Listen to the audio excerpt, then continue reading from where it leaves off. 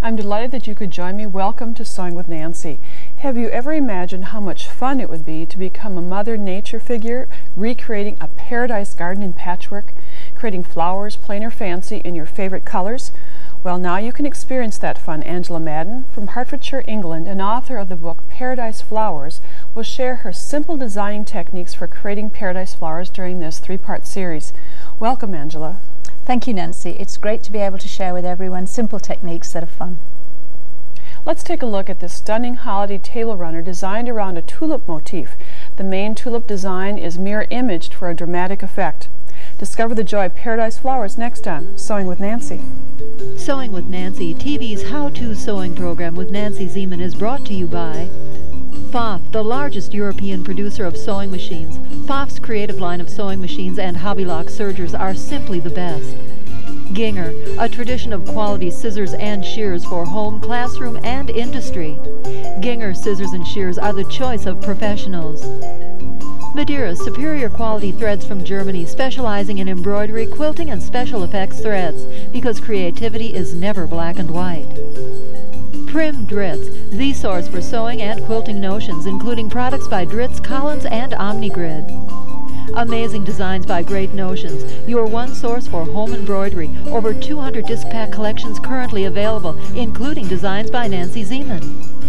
Koala cabinets from Australia, quality crafted, fully assembled sewing furniture, designed for maximum storage in minimum space. And Nancy's Notions catalog, featuring specialty sewing books and unique hard-to-find sewing notions and supplies. This first program on paradise flowers will be on designing using Angela's simple techniques of creating patchwork blocks. We just finished showing you this table runner with a tulip motif designed by Sue Martin. This is one motif, but Angela, as I unfold this, our viewers will be able to see that that second tulip motif is a mirror image. It ends there. And then the third is the motif as we saw it, and then again mirror imaged. So one block created this beautiful length design of the runner.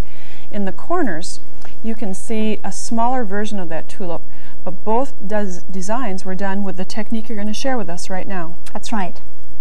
The technique is very simple. You decide what size the block is going to be and you draft a size. But today I'm going to use a 6-inch block. So I've just drafted a 6-inch square and I've put inch markings all the way around it.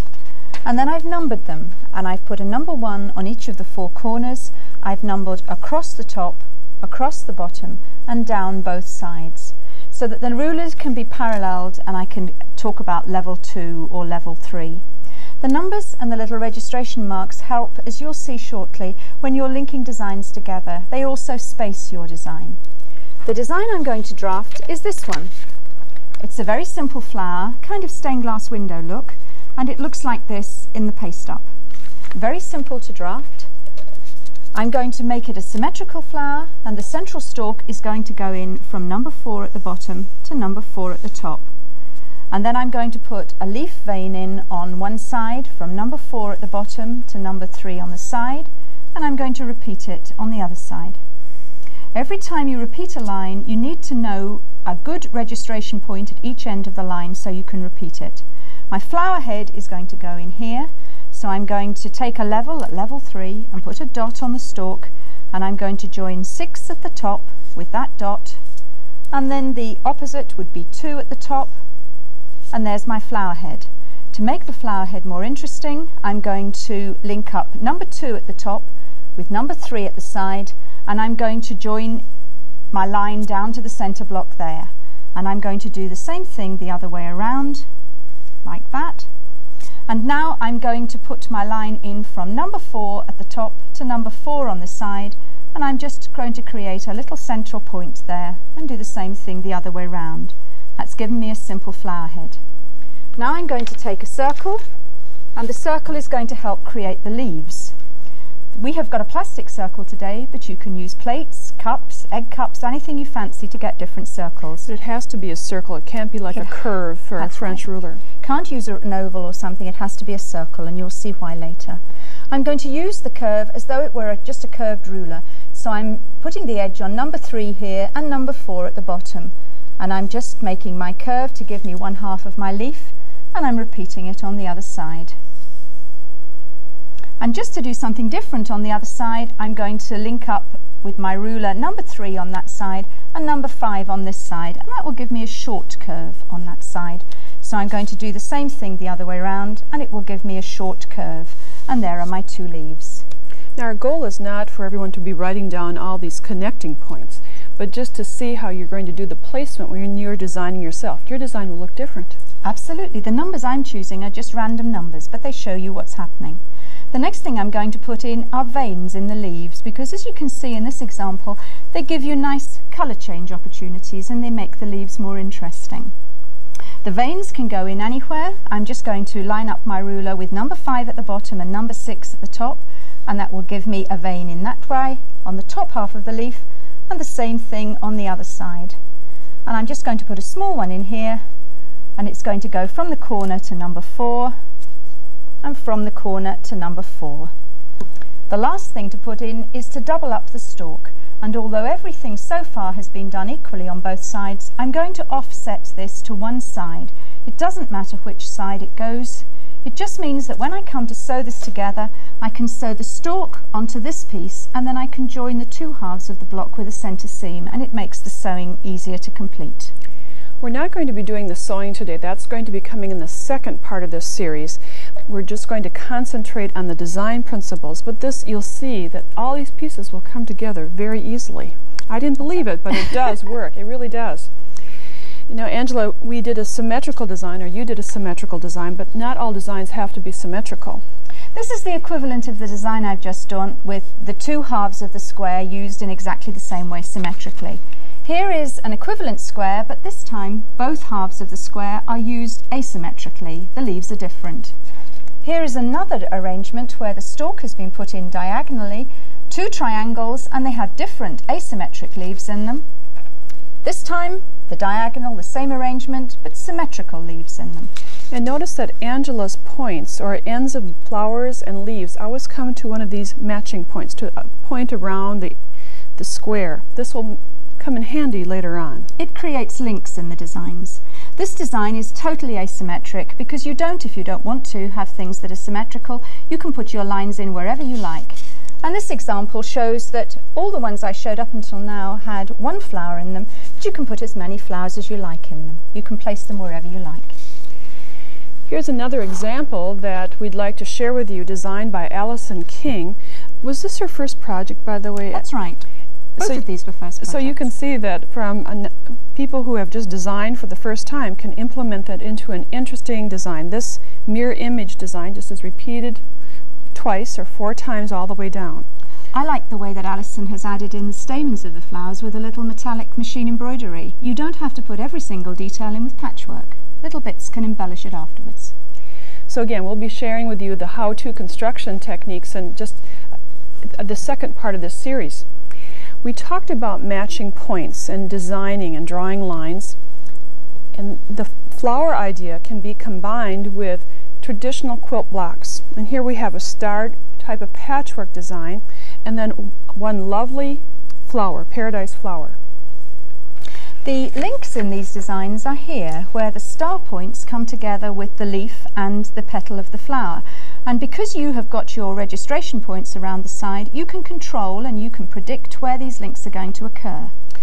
We'll take a look at this flower, and Angela drew this flower, as you can see right here, marking it with a marking pen. And the link is at number 3 and 5, because here's the star pattern, and if I move this in, that's how they were designed to go together. And the importance of having links is? Links create continuity in the design. They carry your eye around the design, and they flow and they create harmony. Traditional patchwork patterns have a lot of links in them. More modern bitty patterns don't. They have parts of the design that do not connect up. There isn't a better or a worse or a right or a wrong. There is just what you like, and with this technique you can create the kinds of designs you personally like. So for this wall quilt, there are 4 flower designs and 4 star pattern designs, and then another design in the center. And it's very attractive how the eye flows around the quilt and the pattern. I also like the way that it was Sue Martin again that did this one. Sue used border fabrics, and so the center of each of the stars has been done differently, and the petals are very easy to do as well, to choose a section of a pattern in a fabric that you like. Next, we'd like to give you an update on another designing technique, this time working with a rectangle. We're going to give you another opportunity to see how a paradise flower can be designed, this time on a unique pattern involving one large tulip and then two smaller cloned tulips. This was designed again by one of your students and co-workers, Sue Martin. That's right. And explain a little bit about working with rectangles. The nice thing about this is with either rectangles or squares, you can create designs that have different size ones that can accompany them, and you can control it. In this one, a rectangle was made, and this one was about 10 inches across, and the top of the half one, of course, would therefore be 5 inches across. And so the rectangle was created, and the two designs will fit side by side beside it. They're very easy to draft. You'll see this. We'll give a demonstration in a minute. Then another design which gives kind of a pineapple effect, which I think is very attractive, was made by Jane Plowman made this one, and I think of this one as a kind of pineapple flower, and it is another good example that you don't have to put leaves and flowers in any block. This one only has flowers. You could put leaves only if you want to as well. And Jane has added little prairie points that stick up at different places, and these little details only become apparent when you get really close up to it. In our quilting group in England, we call these sticky up bits. That's a technical term, Nancy. Sticky up bits. Just remember that now. So we're going to be showing you a concept of how to make clone designs, and you make the large and small design at the same time. So Angela's going to direct me. I'll make the smaller one, she'll make the larger one, and we're going to work with a lily pattern. This is the finished design. Again, we have a rectangle, not a square as we had earlier, but a rectangle. And this has about 7 inches in width along the top and 10 inches down. So that's the size of Angela's paper. My paper is half the size, 3.5 by 5. But instead of having my markings 1 inch apart, my markings are 1/2 inch apart, so I have the same numbers, the same quantity. That's it. And we have labeled this so that there is a top and a bottom, a right and a left, and you'll hear me giving coordinates to Nancy so she can repeat everything that I do. Now keep in mind, we're working upside down, so what's left to you is right to me. I may not be as coordinated as Angela, so here goes. We'll give it a try. Okay, the first line we're going to put in is the line which runs diagonally across and starts off our flower, and that goes from top 2 to bottom 6. That's an easy one. Great. The next one we're going to put in is left 4 to bottom 6. So it's going left 4 to bottom 6 down here. As before, you're putting the stalk in first. That's right, and this is going to be the vein of the leaf. You can see it's here. The next one is top 6 to bottom 2. And this time we're only drawing part of the line, Nancy, so you go down to where the stalk is met. This gives us the flower head. Okay, now we need our small circle, and the circles we've got are not exactly half size. You can go for approximate. It doesn't really matter as long as you get a curve that fits your small circle. And now we're going to put the top in the flower, so we're laying it here, and we're going from the 6 on one side of the flower head to the 2 on the other side of the flower head. Now you need your big circle, and we're going to put the leaves in, and the first part of the leaf is going to be left 4 to bottom 4. So we're lining it up like this, left 4 here, bottom 4 there, and we're just drawing the top half of the leaf. So start at the vein and end at the vein. That's it. And I have a little extension there, but mine will be unique. That's it. The next is the other part of the leaf, and this is right 3 to bottom 4. So right 3 is over here and bottom 4 is there, and that gives us an offset base to the leaf. So it just goes down there. And that's it. There's our flower head, there are our leaves. This will come out. The next one we're going to do is the top of the flower, and it's going to create the little peak here, and it's top 4 to left 5.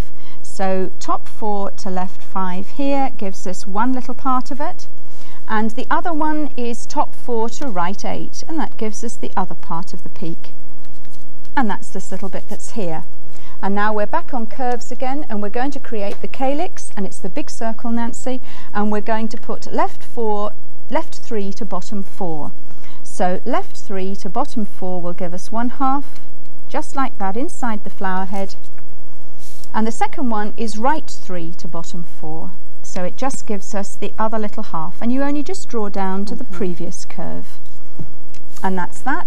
The next thing we're going to put in with a ruler is the veins in the leaves, because these give us colour change opportunities, and it's top 2 to B4 to bottom 4. So if you lay it like that, it's the top half of the leaf vein. And the other one is right 9 to left 8. So right 9 is down here at the bottom and left 8 is down there, and it gives us the bottom vein in that part of the leaf. And the last thing to do is double up the stalk, and this is just approximately, in my case, 1/4 of an inch. Yours will be just what you think looks good. And there is our lily completed. And if I put my finger there, mine will match yours. Pretty good. So as you can see that you simply would draw both flowers at the same time, so you would get the correct coordinates. That's right. We'll again show you in the second half of this series how to do the piecing, but the designing part I think is the great fun. We've designed rectangles, we've worked with squares, and now I'd like to show you a triangular shape. And this design started off with a tulip, another type of tulip pattern. We're kind of tulips in this first program, point on point. This was started by drawing a square and then putting the diagonal line that gave us the flower stalk, and then when it was completed it was turned around so the flower was on point. And then borders were added. First of all, narrow borders right the way round, wider border, and then another narrow border. And at this point a measurement was taken to give us the base of the triangle that will square off the whole design. And so this is the one that a symmetrical triangle, a symmetrical flower will be placed within the triangle. Unlike the last design that we just worked with, these flowers were not drawn simultaneously. No. This was even constructed before the other portions were designed. And these are not mirror images or identical flowers in the corners, but the flower choices, or the fabric choices, excuse me, allowed them to look alike. Now Angela mentioned, right after she's finished stitching the design area, then drew a triangle the same length. These patterns do not include seam allowances. No, this is your exact template. What you've drawn here is what you get on the exact size. The seam allowances are added later, as you'll see on the fabric. So the finished size of the length was drawn, and then a complete triangle was created. And then you can kind of get the concept of using the same techniques that we went through earlier regarding placing a stem line first. That's right. I think it's easier to put the framework of the flower in, so I put the stalk in first, the leaf veins in second, and then put the flower head, and then I embellish it by adding any other lines that create it and make it more interesting. So that you can see that it's a combination of the same techniques and fabrics to make a very dramatic look. Here we have the triangle effect with a point-on-point center, just as a quick review.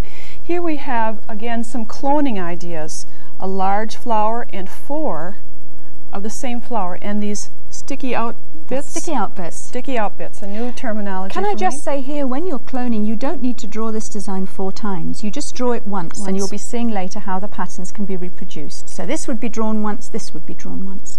And then, of course, the tulip design that we started out with, 1 large tulip print, and then 2 smaller ones. All designed with Angela's great step-by-step techniques. A joy to do. Thank you.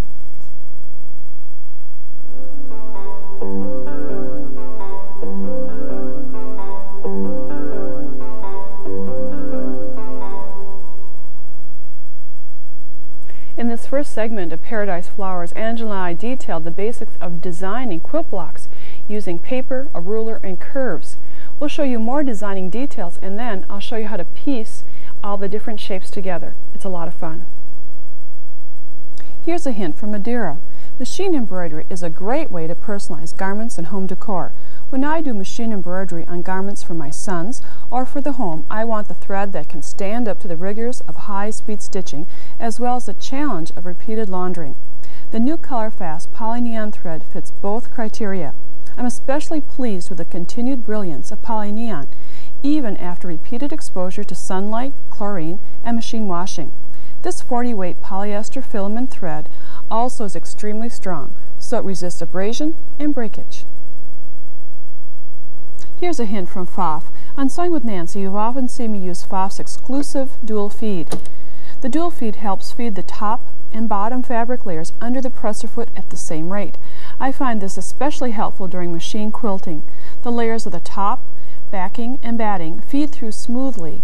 My dual feed also simplifies matching plaids as well as stripes. It prevents seams from puckering, particularly on lightweight fabrics such as silk and rayon. Whether you're doing specialty sewing or everyday seaming, PFAFF's dual feed offers a real advantage. Here's a hint from Prim Dritz. Use the reverse action tweezers for a variety of creative projects. Squeeze the handles to separate the prongs. In the relaxed position, the tweezers are always tightly closed. Use the tweezers when doing paper piecing to remove bits of paper. Easily score the paper with the tip of the tweezers. Then pinch the paper and remove. Also use the specialty tweezers to remove threads, to hold beads in place, and also insert needles into your machine. I know you'll find many other uses for this unique notion.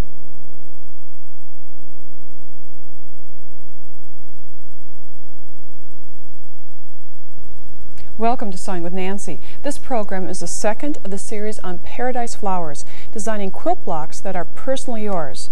No, you do not have to be a designer to try this technique, just willing to outline a square or rectangle and connect a few lines.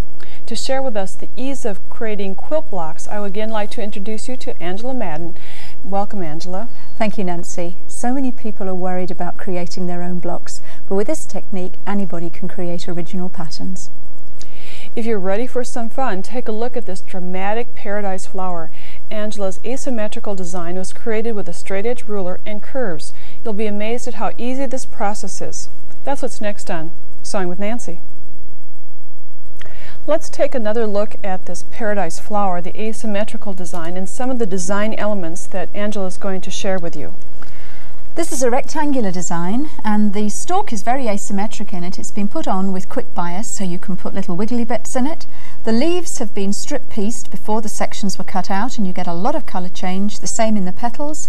I've used fabrics that perhaps you don't normally think of for patchwork, a more glitzy nylon metallic, and I've also used coloured threads around the edge to enhance using an automatic machine stitch and automatic free stitching around the outside.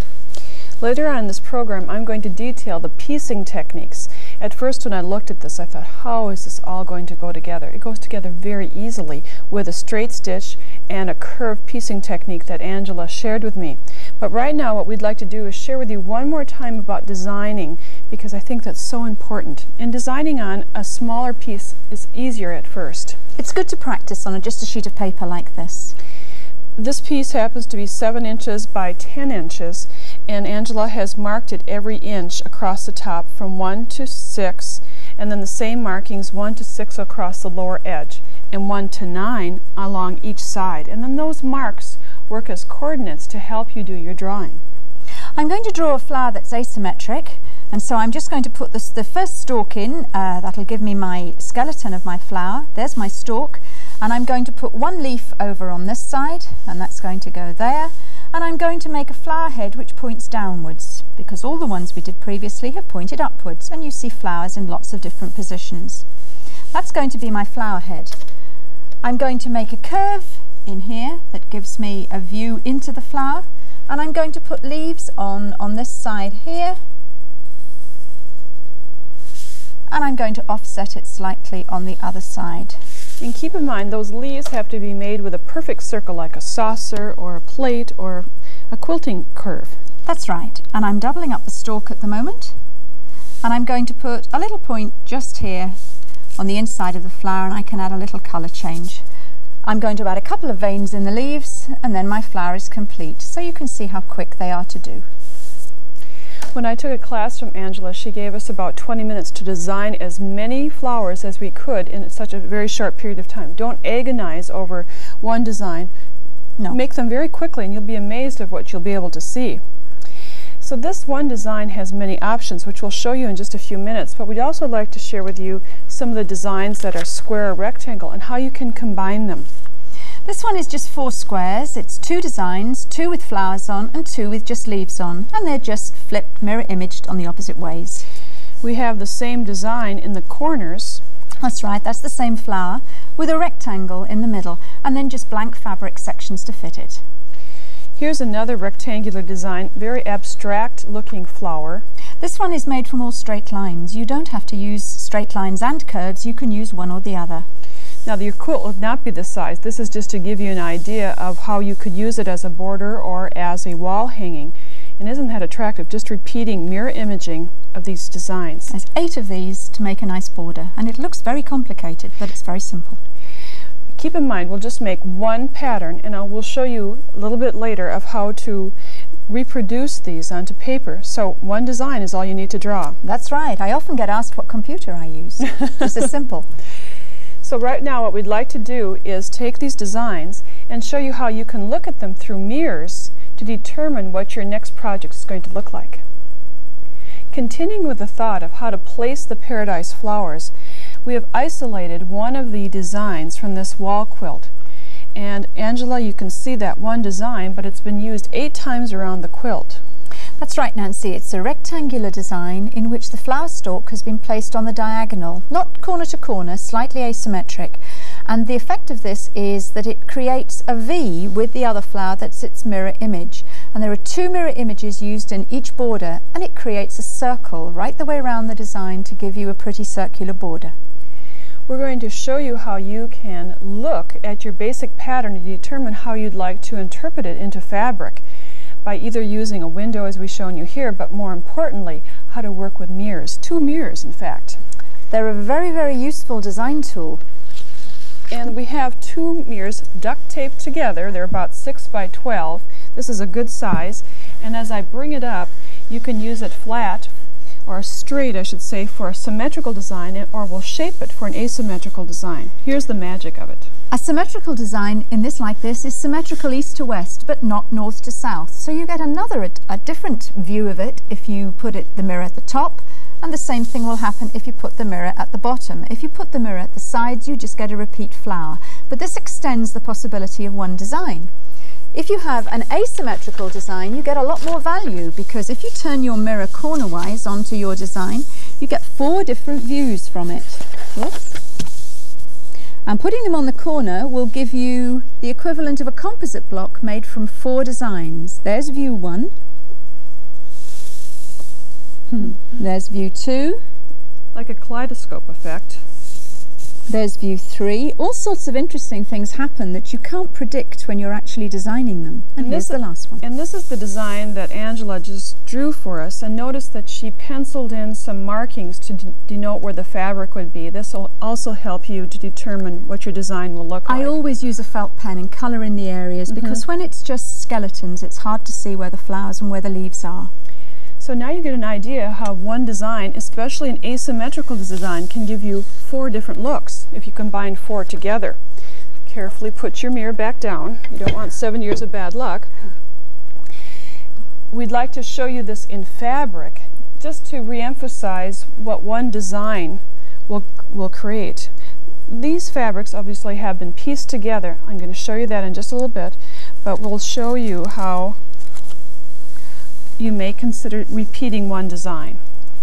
Many quilters would think of putting 4 flower heads together. Equally well, they may put 4 stalks together, and that gives you a very, very different look. If you take 2 of these away and replace them with 2 mirror images and put the stalks together, you get a completely different block. So that's a different view altogether. And the same thing if you put the flower heads, as we had at the beginning, together, you get a different block again. There are many different positions that you can use for these, and each time you get a very different look. And of course, if you use this as a block and you make this block attached to another block, you get all different patterns that flow across your quilt. It's really quite charming how this all works together so very well. Now to look at an amazing quilt. This is a poppy, one of my favorites of Angela's. We have 4 large rectangular blocks, and let's just get a full view of this spectacular wall quilt. A great art design, but it's kind of hard to see maybe for our viewers exactly where you started your design, so we're going to help you so that you can single this out. The main part of the design is 4 rectangular blocks of the poppy. The poppy block ends there. Here we can see one. There's 4 of them in each corner. The top are mirror imaged, the bottom 2 are mirror imaged. But between each of these, if we slide over, you'll see there is a long, thin rectangular spacer design. And this has a poppy bud in the middle and the 2 leaves. I've used this and mirror imaged it in the bottom, and I've just used 2 of the spacers and butted them end to end here in the middle, and it creates a more unpredictable design, and perhaps the design that's a bit more interesting than just the 4 poppies on their own would be. So in this shot you can kind of see those 4 spacers meeting at the ends, and then when you look at the whole quilt at large, you'll see all of the designs combined together. It's really quite spectacular. Now, spacer is the term used for the smaller joining block, and it uses the same design principle as Angela shared with us, but let's review that. We have some paper examples down here, and when you're designing a block like this, as I showed earlier, it's very easy just to add an extra 2 inches on the bottom and to create another little design which matches, links on in some way to the first one. So let's show. First it was There's the block, and there's the spacer. These spacers can be used for border designs or for sashing in quilts, and we've coloured them in here so you can see the same design a bit more clearly with colour in the areas.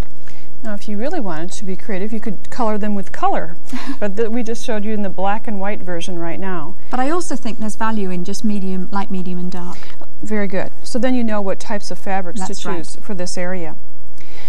We're going to be piecing in just a few minutes, but I'd like to point out that not only do these designs work for piecing, but as well for a stencil design or a hand quilting design. This first quilt we showed you in this segment was used in the piece border, but in the inside of this, hand quilting design has repeated it. It's a great combination. We designed with 2 rulers, a straight edge and a curved edge, so we're going to sew the 2 comparable seams. First of all, the straight seam followed by the curved. To do this, why don't you try this test? A little test piece, drawing a 4 or 5 inch square on freezer paper, either the gridded or the non-gridded freezer paper with the shiny side on the wrong side, drawing a line and then a curve, using the same curve shapes that you used to design your flower quilt block. Then cut apart along the solid lines. I did put these little hash marks in here so that you would know which pieces go together a little bit later on. Fuse the freezer side or the shiny side of the freezer paper to the wrong side of the fabric, and then cut out around the freezer paper, allowing a 1/4 of an inch seam allowance. You don't have to measure, just kind of eyeball that area. I have pinned the long seam together using flower head pins. Now this works out quite well if you have these long pins, and you'll see in a minute. I placed the pin head at the top of the template so it goes through on both sides, and then did a running stitch, just kind of went in and out like you were basting with a needle. And then on the opposite side you can see the pin heads go to the center. I'm going to sew from the center outward, and then again from the center outward to sew the seam. It ensures accuracy. Now when sewing, find that point of the pin and place your needle close by, not right on it, and place the needle right next to the freezer paper. And I'm going to hold the pin head to the table. And as I'm sewing, I'm going to sew right along the freezer paper, and notice that the pin comes right out. I don't have to worry about stitching over the pin. That's a little technique that Angela taught me. And then flip it to the opposite side, and I'm going to start to sew again right where I kind of overlapping a couple of stitches. Now this pin in the middle, I'm going to stand on end so that the flower head is perpendicular to the fabric, and I'll just hold this, and as I sew again, the pin head will come out. And now I'll just hold the pin head flat and keep on sewing.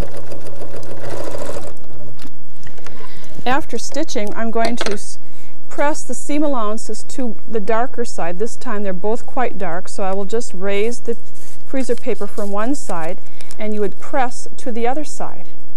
And then you would overlap to see if the freezer papers meet. If they don't, you could reposition them so that they meet exactly. Let me just show you this on the actual pressing board. This is a great way of ensuring accuracy. Press the seam allowances in one direction. You'd clip all your extra little threads, and then overlap that freezer paper back to see if you have a stitching line that was accurate. and if not, you could reposition it to its accuracy. Now to do the curve, we're not going to sew a traditional seam, but rather top stitch. This will go so much easier than trying to sew a convex and a concave seam together. It's difficult. Put pin heads from the wrong side at the edge of the freezer paper, again at the points, and then a couple of them through the middle. This next sample that I have to show you has been placed on some tissue paper. It works a little bit easier to have a tissue paper base for this one, and you can see the pinhead points coming up through the areas. To press the curve, we're going to press this in 2 steps. Using the same curve shape that you use for designing, I've cut cardboard templates and then moisten the edge of the fabric with a little Q-tip or sponge, and then press the seam down, get it nice and crisp. But to make certain that those seam allowances stay under, peel off the freezer paper. It's not just for the kitchen anymore, and insert it back through underneath the seam allowances and press this top edge. The iron will adhere temporarily that seam allowance to the freezer paper, making it easier for you to reposition this. Then simply place this nicely pressed seam on top of your quilt block, and you can meet the folded edge of the fabric next to the pin head or the pin point that's coming out, and then pin from the top side. This is kind of hard for me to do at an angle, so I have already done this and then stitched. You would stitch using clear thread. I've used contrasting thread. Change to a size 60 needle so that your needle holes are small, and clear thread, and stitch around the edge. Then simply remove the tissue paper and reposition the paper if needed so that you have an accurate quilt block. I would take this off and reposition it just so that I know I'm going to get a very accurate seam. Press it, and I'd be ready to sew on the next block. So we've done straight seams and curved seams, and now you have to analyze your quilt block a little bit to determine how you're going to put this together. This is one of the designs that Angela and I just finished drawing, and I have placed a number in each one of the pattern pieces. It doesn't matter where the numbers go, you just need to number them. Make a photocopy of it. Save this as your master pattern. Underneath this master pattern, which we have drawn or photocopied on paper, are 4 layers, because I want to make 4 designs, 4 layers of the freezer paper. This is the non-gridded freezer paper, shiny on one side, dull on the other. And I pinned it to the master pattern, and you may see some little needle holes. I took the thread out of my machine and needle punched, stitched through all the lines. This way I have 4 pieces of freezer paper that are marked the right size, and you can kind of see those needle punches. With a rotary cutter, before I should say place a pin in each pattern section and rotary cut them out. And using your master pattern as a guide, put the puzzle pieces back together again on another piece of paper or fabric so you can see what you need to do. Now, you need to determine what pieces are going to go together. I've decided that I'm going to sew it into 4 different sections. I'm going to put smaller pieces together to make bigger pieces. You can see 10 and 11 would be sewn then to 9, or in this instance 1, 2, and 3 would go to 4.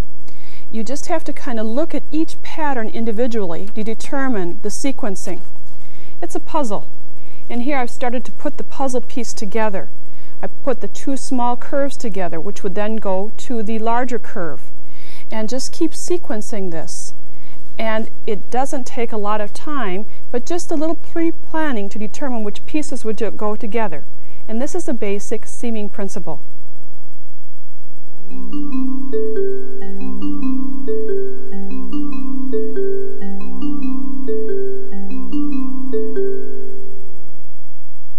As a quick review for seaming together the quilt pieces, I would sew together the small pieces first and then attach to the larger piece. You'll be working in sections, then sew the larger sections together to create a quilt block. Each quilt block will be different, so take time to analyze to get the right sequence. Here's a hint from Amazing Designs by Great Notions. When looking for a background for your embroidery, consider iron-on transfers. Iron-on transfers from the Amazing Designs Embroideryscape line eliminate the search for the perfect fabric. The iron-on transfers act as a backdrop and let you add the detail with your embroidery. I've created this garden scene with 2 iron-on transfers, the tree and the cottage, while the embroidery is from the Memories of Home embroidery card. The bird bath, trellis, and inviting garden chairs complete this garden scene. At home and at my studio, I sew with koala cabinets because of their perfect design. There's no waste of time in getting started. Because of the koala soft touch airlift system, the machine quickly and gently raises to the perfect sewing position. The design allows me to sit directly in front of the needle in clear view of my work with no strain on my neck or back. And koala has a place for all my favorite notions and supplies. I always feel more efficient and more motivated to do my best work when my space is organized. A perfect design, that's why I sew with koala. Here's a hint from Ginger. When I'm adding a decorative touch to a project and I need to trim really close to decorative edge stitching, an applique scissors makes that job easy. The curved handle ensures a comfortable hand position and eliminates stress on my hand and wrist, while the large bill efficiently lifts the fabric I want to trim away. I also use my applique scissors when I'm doing reverse applique, for trimming fabric from behind lace, for grading seams, and to trim quilt batting. An applique scissors is the right tool for trimming away anytime, anywhere.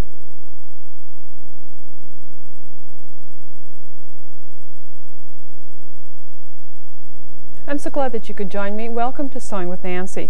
We're continuing the series on paradise flowers, showing you how to design floral patterns that will rival anything a professional designer can achieve with only the use of a pencil, rulers, and paper. Angela Madden from Hertfordshire, England, is the creator of this ingenious technique and once again is our guest. Angela, it's been great to have you with me during this series. Thank you, Nancy. Today I'd like to look at multisectional designing because it carries these designs a stage further. It's equally as easy though. This hexagon-shaped fabric guard could be sewn, or as you see here, it is stenciled. Creating paradise flowers is extremely versatile as well as fun. Discover the joy of sewing and quilting next on Sewing with Nancy. When quilting and designing, we can come up with a wide variety of techniques, and in this instance, paradise flowers. This hexagon shape, made of course with 6 wedges, is very attractive and looks maybe intimidating, but it can be done very simply. You can make a 6-sided shape, 8, 7. Yes, 5. The choice is yours. Anything. Many people, when they make designs like this, the problem they have is the angle in the center of it, Nancy, because if the angle here isn't correct on the wedge, it won't lie flat and it won't fit together. Yes. And this is where there's a very, very simple way of doing this. Many people use a protractor, and like me, they're not very good at seeing the degrees on a protractor. So this replaces the protractor. It works on any straight line that you draw or on the edge of your paper, which is also a straight line, but I'll go with a nice thick line you can see here. The circled numbers in the center of the ruler are the choices you have for how many slices you're going to have in your finished design. And the one we had previously was 6, so I'll demonstrate a 6 now. You look through the circled numbers until you find number 6, and then you place number 6 and the line through it on top of the line that you have drawn. There's a little star down there that also sits on the line to make you accurate. And then taking your pen, you draw a line along the edge of the ruler, and the angle that we've measured is the one between the 2 lines here. 6 of those angles will make a perfect circle. The next decision to make is how big you want your item to be. What is the diameter of the circle to be? And the diameter measurements run along this edge of the ruler. The space between them is 1 inch between the numbers, but the numbers go up in jumps of 2 inches because the ruler actually measures from the center to the edge, but it doubles that measurement to give you the full diameter. This would be the center of the circle down here at the tip of the point, and this is where the measurements start on the ruler. So if we put the 2 of those together, we can then mark off wherever we like. I'm going to go for a 12-inch diameter, and I turn it around, butt it on the other side, and put a 12-inch mark there. And then linking these 2 together, this gives me the same kind of pie slice as we had in the previous one. Should you want a rounded top on it, you just put the ruler back down here on the point and put a dot at the 12 as many times as you like all the way round, and then when you link those dots together, that will give you the perfect circle to the top of the wedge. The next thing to do is to mark it off as we did previously in 1-inch measurements right the way along, and this now makes it possible for us to create paradise flowers on a wedge. And I'm going to mark along the top here as well. There we are. So instead of marking a square or rectangle, you just simply mark this wedge shape using the same criteria. Exactly the same. I would number them as well if I was going to link them with designs that wasn't the same as this one. And here we go now. I'm just going to put an asymmetrical flower in. I'm going to put my stalk line in. I'm going to put a leaf in here. I'll just put a little spiky leaf in here so that we've got a leaf on it. And then I'm going to put a flower head in there and use a circle just to give me the top of my flower. And there's a very, very simple flower with a leaf. These could then be used by either rotating the design around in the circle or mirror imaging, and we can show you those. Earlier you saw the table covering and it had this tulip design. Angela made copies, 6 copies of this. You wouldn't have to do this for each design, but just so that you can see how you would create this hexagon. Notice in the corner she marked where the center was, because since these are perfect triangles, you can get these inverted easily. So we'll just here is the design rotating around the circle. You can see all the flowers are following each other around in the same direction. And so that's what that design rotated would look like, and it would be a very pretty cushion pad or table runner. If you take every other one away and replace it with a mirror image of the design, then you get a different kind of design. In this one, the flower heads meet. And so instead of having a design where it is rotating around, now we've created, if you like, 3 flower heads that meet. That would be one of the sections, because this whole unit is repeated 3 times. So from one design you get 2 options. It's extremely versatile. In our second session of this series, I detailed how to make duplicate patterns, so you only have to trace one, using the needle punch technique and rotary cutter to cut all your designs. We're going to do a little bit differently this time because of the stenciling option, showing you how you can use a stencil pattern on fabric to do the creating. And when doing this, make a photocopy of your design so that you'll have 2 designs, one that you're going to be cutting apart and the second that you have to keep as your master pattern. Set one of the master patterns aside and cut 6 layers, in this instance 6 layers of freezer paper. I have 3 freezer papers with the shiny side up, 3 with the shiny side down. And this will produce mirror images. If you wanted them rotating, they would all be the same way up. Thank you for making that clear. And then you would pin all of these layers together with a rotary cutter and a mat. You can cut apart all the sections. And Angela, we have all these pieces. The pieces now have all been separated and they've all been pinned together in piles. So we know we have a pile of number 8 and a pile of number 2. And then we take our piece of fabric and we're going to iron these onto the fabric so it reforms the original wedge. So we're just placing them back on again as though we had never cut them apart. In this instance we have got 2 of them, but if you were doing the whole thing you of course would have 6 going right the way round. And the great thing about this is it enables you to peel them off one at a time. I'm peeling off number 5 now, so I would peel off all the number 5s on the way round, and that enables us to stencil the space that's left. And work in a team, it works a lot faster.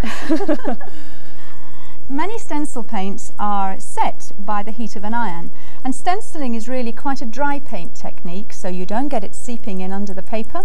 And it's possible then very quickly to replace your piece of freezer paper. Can I pull that a little nearer? Sure. Replace your freezer paper and then you can iron it back in place. And once it's ironed back in place, that enables you then to take the next section off. And so you carry on around your design like that and you stencil the next piece with a different colour or the same colour. You're doing your design, in this case the same colour. We're doing all leaves green since we have one color of stencil here. Well, this is all done in one stencil, Nancy, so it shows you it's a good system. You can get the idea of how this works, and not only can you use one color, you could also use multicolors, and we have a couple of examples to share with you. And the thing about these kind of stencils is that they don't look like the traditional stencils because there are no white gaps between the various coloured areas. It looks much more like a professional screen print. And we've used embroidery stitches here just to highlight between the areas, and we've used the automatic embroidery stitches to quilt at the same time. And there are very small, tiny automatic stitches around the lily area, the inside of the flower, just adding extra little detail. That's right. Not very wide, a little bit goes a long way. And then here is another quilt which has been stenciled, and in this case 4 images have been used. 2 are mirror imaged just the other way up, and it produces a very attractive tulip quilt. Many people think this is pieced until they look at it a little more closely. And there aren't any seams, they're just budding of the various colors. This is a very versatile way of using your design technique. Great. Use any paradise flower design and turn it into a stained glass work of art. Instead of using glass and leading, you'll use fabric and bias strips, yet the look is equally as dramatic. Angela made this stunning wall quilt using gold trim, gold bias trim, and batik fabrics. Next, I'd like to show you the easy steps. This particular wall quilt was made with one design repeated 4 different times, 2 mirror images, and 2 designs that were the way Angela drew them out. And they've been connected together in an interesting way to create a dramatic pattern. I'm going to show you the different sequencing of putting the design blocks together and the sections of the block to create the stained glass look. You can choose practically any design that you worked with and make a couple of copies of it. You'll need about 3 copies. The copies are numbered, numbering the sequences. It doesn't matter how it is numbered, it's just so that you have a number per section. I have attached freezer paper and several layers of freezer paper to the underside of the pattern to be needle punched so that the pattern can be transferred to all the layers of freezer paper. For the exact image as you see here, the freezer paper would be placed shiny side down. For a mirror image, the freezer paper would be placed shiny side up. You'll see why in just a few minutes. I have already needle punched, took the thread out of my machine and stitched along the black lines, and you can perhaps see the holes that have been punched through the wax paper indicating the various sections. I then would put a pin in each section and cut this apart with a rotary cutter so that I would have all number 1 sections pinned together, 2, 3, 4, and so forth. Take a little time to do the cutting. It doesn't take much time. Just try to be accurate along those straight lines. Use a ruler if you'd like. After doing the cutting, then you're going to fuse this to the fabric. But here's where some changes occur. Rather fusing it to the wrong side of the fabric, you're going to fuse it to the right side of the fabric. I'll get all my samples in order and show you that I have pressed the freezer paper to the right side of the fabric for step number 1. Now, instead of adding a seam allowance as we have done in past sections for making the flower garden quilts, here we're simply going to cut following the freezer paper line. Cut it to the exact size. Now, the cut edges are going to be covered with bias strips, so if you're a little unsteady at this point, and I'll need to trim this a little bit, it's not going to show. It's going to be covered with the fabric, or covered with the bias strips, I should say.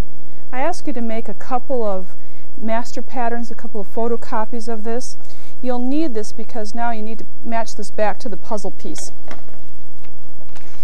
With 15 or 16 different pieces as I have here, it's kind of nice to put this back into perspective so I can see how this is going to look in a little bit.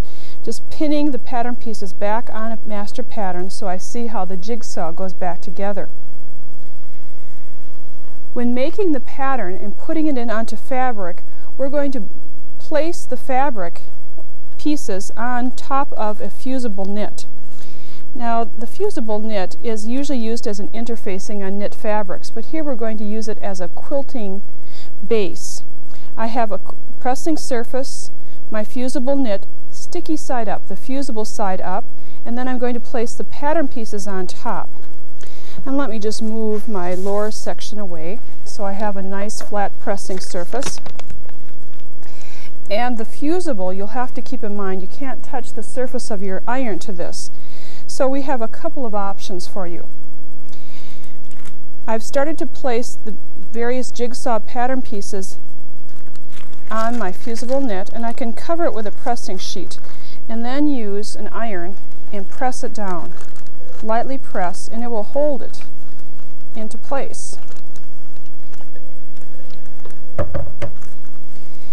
this just peels right off of the fusible interfacing, and this has been adhered. Now you can see that maybe my lines are not meeting exactly. Well, they're going to be covered with the bias strips in just a few minutes. And then take off after you've pressed. That freezer paper sticks quite well. There we go. Take off the freezer paper top. Now if you had a little iron that you'd like to use, and I'll get some more of my pattern pieces from my master pattern, you could use this little small iron that's many times used for quilting or stained glass work, and then you don't have to worry about having such a large surface, and just press this down into place. Either way, you want to make certain that you get the pieces fused to the fusible knit, and then after doing the fusing you can remove the paper cover. So right now we haven't done a lot of sewing, just a lot of preparation and pressing. You can see some of these pieces I need to press a little bit more securely.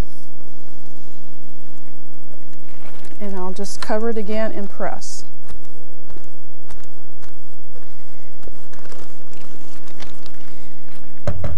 This way you don't have to worry about stitching curved seams. It goes extremely easy.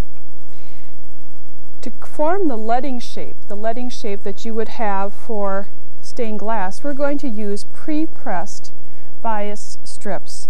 These have been pressed to the underside, and then fusible web has been attached, and we'll just peel off the fusible web from the underside. If you'd like to make your own, you certainly may. First of all, look at your design and choose which sections you're going to be doing at first. And here's one of our finished designs. We did the smaller sections first, then the curves, and we covered all the cut edges with this longer strip.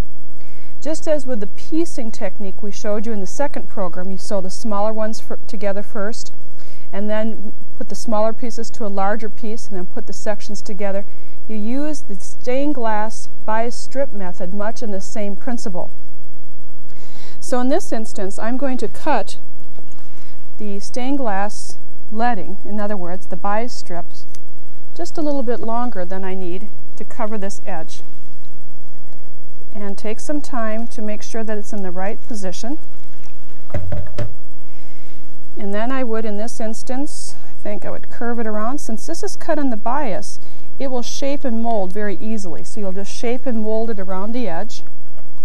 And again, I'll press this using the tip of the iron and just kind of walk this around. Now when you're not working on an angle, trust me, it will go a little bit easier. I need to fuse that down a little bit more. And you can see that I usually press and then cut the strips after the pressing. Now granted, you would fuse down all of your pattern pieces before you would start putting the bias strip into place. But after you have everything temporarily fused, then you can do the stitching. The fusing is just to position, so you don't have to have a lot of pins. Let's flip to the underside so that you can see the fusible knit on the underside, and then stitching has been accomplished on both sides of the tape. You can use straight stitching or a very narrow zigzag using clear monofilament thread. Here you can see that I'm stitching on one side of the bias strip. After stitching the entire length, then you can stitch the other side.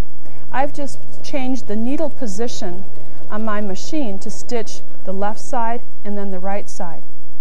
Taking time to go carefully through all the layers, you can then find that you'll create a beautiful work of art using fabric and bias strips.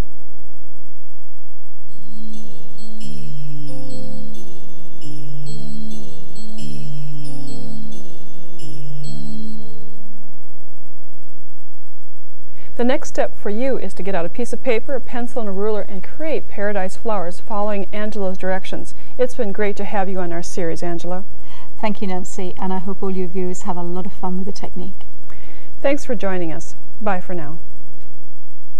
Visit Nancy's website at www.sewingwithnancy.com for more information on this program. Sewing with Nancy has been made possible by grants from the following companies: PFAFF, simply the best European line of sewing machines; Ginger Incorporated, a tradition of quality in scissors and shears; Madeira, because creativity is never black and white; Trim Dritz, the source for sewing and quilting notions. Amazing designs by Great Notions, your one source for home embroidery. Koala cabinets designed with maximum storage using minimum space.